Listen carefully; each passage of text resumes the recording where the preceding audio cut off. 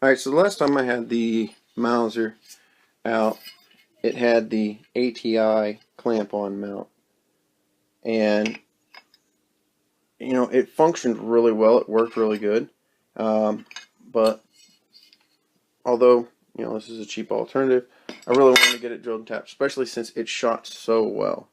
It shot really good with 150s. These are 170 factories, and then these are the 196 Hornady hollow points that we like to shoot out of them. And because it shot so well with the clamp-on mount, I decided, let's go ahead and spend a little bit more money and effort into it. So, if you looked at the last video, I had already redone the stock. I had blued it. Everything else. I had cut and bent the bolt. Well, a friend of mine, him and his dad are like mad scientists when it comes to this stuff. And they went up and they did a lot of machining for me. What they did is the original Turkish M38 barrel they cut down to 21 inches. As you can see, that's how much barrel come off this rifle. It was quite long.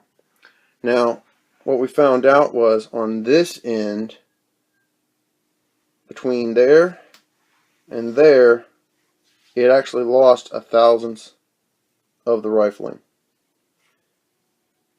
And this is an easy way to show it. But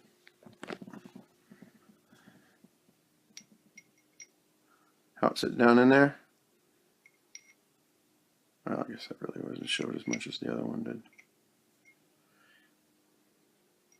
We had to use feeler gauges. We had to use gauges in order to tell it, but there was a thousandths difference. Yeah. So basically, between there and there, this end was 315? Yeah, the muzzle end was 315, and farther down in, it went down to 316, which means that the rifling was 5 thousandths wide, which is where it's supposed to be. Probably the end, it just it opened up from either cleaning over the years or a little bit of corrosion and erosion. I mean, nothing major. I mean, 1 thousandths doesn't really make a huge difference. But overall, it the accuracy was still there. I mean, even with the loss of a little bit of the riflings towards the end of the barrel.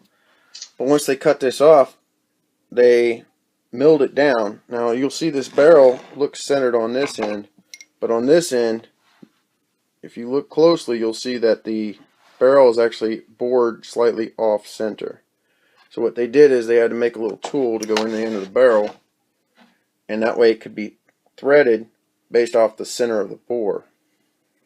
And they did that, put this muzzle brake on. This is a roughly, it was $18, $20 muzzle brake. It's meant for a 308, but the diameter is so large on the end of this thing, you can literally just, you can put a 40 caliber bullet through that. So these 323 bullets have no problem clearing that barrel, even though it's meant for a 308. While they were up there, they also took off the rear sight. Cut the front one off, drilled the tapped the receiver, and then they milled down my bolt to this cool looking smooth. Alright, they flattened it on the top and the bottom. This is the original rounded bolt, and then drilled a hole down through it, and it really allows that bolt to catch and pull so much easier now. So what is left for this? What we're going to do is we're going to put a scope on it. We're going to clean all this barrel back down to it's just complete bare metal again, and we're going to give it a better bluing. We're going to re-blue it until it's nice and dark, and by us smoothing it all the way down this time around with a very fine sandpaper, it's going to allow it to actually look one piece instead of having a little splotch here and a little splotch there. And that will protect the barrel for long-term use. But overall, I mean, I can't beat it. I mean, I shot a 1-inch group with a clamp-on mount out of this with the original barrel at 200 yards. So, I mean, you really can't go wrong with an old-ass Mauser and just, put a little more effort into it. So, I really like to see what this thing will do And there's no recoil now with the muzzle brake. It's just